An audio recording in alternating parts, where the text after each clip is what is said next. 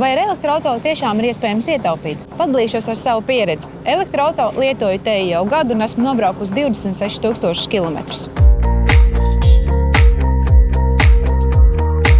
Sāksim ar pašu galveno – ikdienas izmaksām.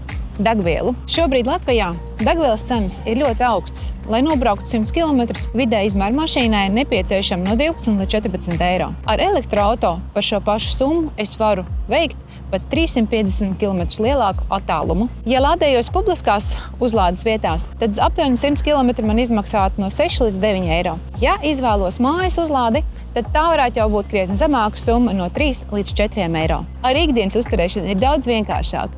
Nav tik daudz tehnisku apkopju un rezerves daļas, ko mainīt. Elektroauto īpašniekam nodokļu sloks ir daudz mazāks, un arī apskats jāapmeklē ir daudz retāk nekā iekšzemes auto. Ir arī vēl daudz citi labi ieguvumi. Iebraukšana Jūrmalā ar elektroauto ir bez maksas. Arī auto atstāšana Rīgas satiksmes stāvlaukumos ir bez maksas. Un pateicoties elektroauto, Rīgas ielās es sasniegtu savu gala mērķu varu daudz ātrāk, jo drīkst izmantot sabiedriskā transporta joslas. Un galvenais ieguvums ir valsts atbalsts elektroauto iegādei. Pat esmu izmantojis šo iespēju un iegādājusies elektroauto ar vairāku tūkstošu lielu atlaidi. Izmantojot līzingu, es to veicu kā pirmo iemaksu, un auto reālā cena man samazinājās par vairākiem tūkstošiem eiro. Elektroauto nav tikai vairs dabai draudzīgs risinājums, tas ir reāls finanšu ieguvums.